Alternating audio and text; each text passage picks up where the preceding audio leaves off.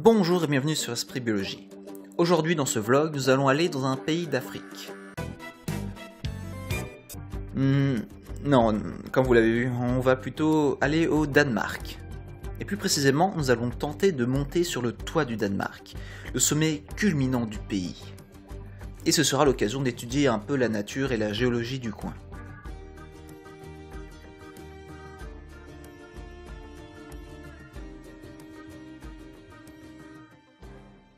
Le Danemark sauvage, c'est avant tout des forêts mixtes très jolies, abritant un écosystème riche. On y trouve de petites grenouilles mignonnes et des mouches qui font leurs danses rigolotes. On peut aussi y surprendre des carabes, ces gros coléoptères noirs aux flancs colorés. Sa larve est une prédatrice à l'image de l'adulte. Celui-ci est en train de chasser la limace. Et la limace, cette forêt n'en manque pas. Parmi les champignons, on peut voir ces gros spécimens fixés aux arbres. D'ailleurs, conseil de survie. Ces champignons contiennent des fibres fines nommées amadou et qui s'enflamment facilement. C'est idéal pour démarrer un feu si vous êtes perdu en forêt. Cette technique était déjà utilisée par les hommes préhistoriques. D'ailleurs, ils percutaient un silex sur une pierre pour générer des étincelles et enflammer l'amadou. Et justement ici, on en trouve plein des silex. On reconnaît le silex à son éclat, à sa couleur caramel à blanche et ses cassures conchoïdales, formant ces sortes d'arrondis. Le silex est une roche siliceuse sédimentaire. Elle se forme par précipitation de la silice autour d'un noyau comme un morceau de coquille dans le sédiment. Ces silex se côtoient des galets de granit gneissique, c'est-à-dire des granites déformés par la pression. On le voit par les minéraux qui sont orientés. D'ailleurs, ils contiennent de magnifiques cristaux d'orthose rose. Ces gneiss proviennent du bouclier baltique, c'est-à-dire de Suède et de Norvège. Ces roches sont très anciennes et témoignent du refroidissement d'un magma dans la croûte terrestre, puis de sa déformation lors de la formation de montagnes. Toutes ces roches isolées et émoussées sont mélangées ensemble alors qu'elles n'ont pas du tout les mêmes mécanismes de formation. Mais pourquoi donc ? La réponse se trouve dans la matrice fine et friable qui les emprisonne. Il s'agit de limon, du sable très fin. Tous ces indices nous permettent de reconstituer l'histoire géologique récente de la région. En effet, la présence de galets et de limon en quantité indique des dépôts fluvio-glaciaires, c'est-à-dire amenés par les fleuves et les glaciers. Certains gros blocs hiératiques témoignent également du transport par le glacier. Et maintenant qu'on sait ça, prenons un petit peu de hauteur.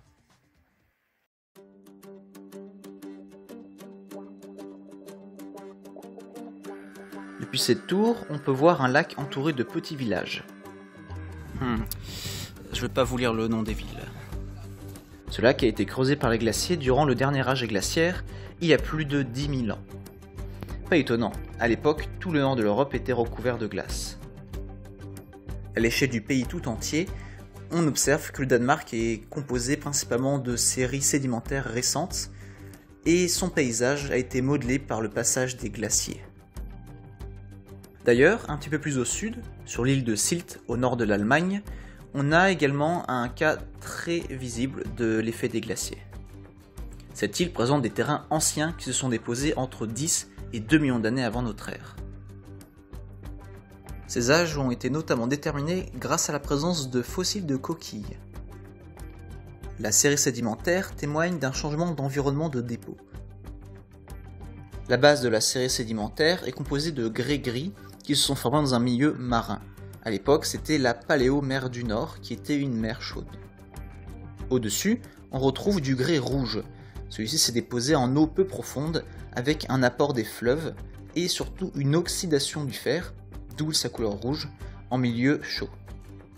Et enfin, on trouve de l'argile de type kaolinite claire. Celle-ci était amenée par les fleuves. Ces dépôts témoignent donc d'une diminution progressive du niveau marin. Ceci est dû à la mise en place des glaces lors de l'ère glaciaire, glaces qui emprisonnent de l'eau et vont faire donc diminuer le niveau marin empêchant les dépôts marins sur la zone, alors que cette zone était en train de s'enfoncer sous le poids des sédiments. D'ailleurs, l'action des glaciers est bien visible. Comme au Danemark, ils ont déposé une couche de limon contenant des gneiss et des silex, et formant aujourd'hui des dunes. Mais en passant, les glaciers ont aussi poussé les couches vers l'ouest. Le sédiment déplacé a probablement donné sa forme à l'île, et a créé des chevauchements. Avec des failles normales, les couches vont passer les unes sur les autres. Ainsi, la série sédimentaire, visible sur cette falaise, est basculée vers l'est, plissée et fracturée par des failles. Aujourd'hui, une grande partie a été érodée et formant ces petites falaises où des insectes et des oiseaux y font leur nid.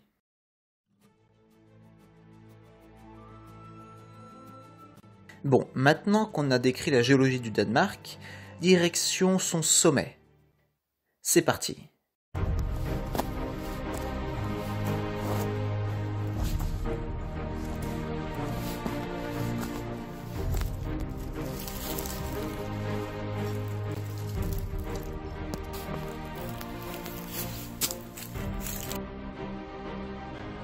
Voilà, on y est. Bon, c'est un peu décevant. Mais en même temps, on n'est qu'à 154 mètres d'altitude. Ah! Bon, maintenant il va falloir redescendre dans les limons glissants. Non mais attends.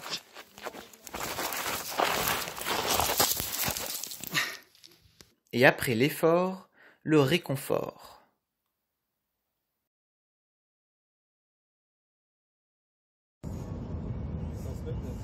Après ce sommet un peu décevant, nous avons décidé d'aller au niveau 0, la mer du Nord.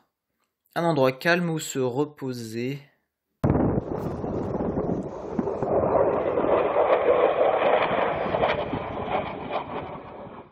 Ici, c'est le terminus du voyage des roches transportées et broyées par les glaciers. On retrouve toujours nos silex, accompagnés cette fois-ci par des coquillages, ramenés de l'océan. Mais cette plage est elle-même soumise à l'érosion, d'autant plus que le niveau marin monte à cause du réchauffement climatique. Et le Danemark essaye de lutter contre ce phénomène. Côté nature, les restes trouvés sur la plage permettent d'identifier les espèces qui vivent autour. Un couteau, des seiches, des mouettes et des homo sapiens.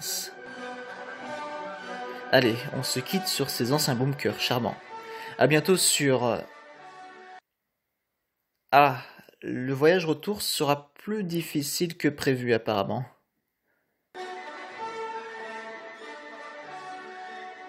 Ah, enfin, la dépanneuse est arrivée. Bon, on a eu le temps de visiter Brême pendant que la voiture était en réparation. Allez, nous on se revoit bientôt pour de nouvelles vidéos, alors n'hésite pas à t'abonner et à aller voir l'Insta et le site de la chaîne. Et je n'ai plus qu'à vous dire, à la prochaine sur Esprit Biologie.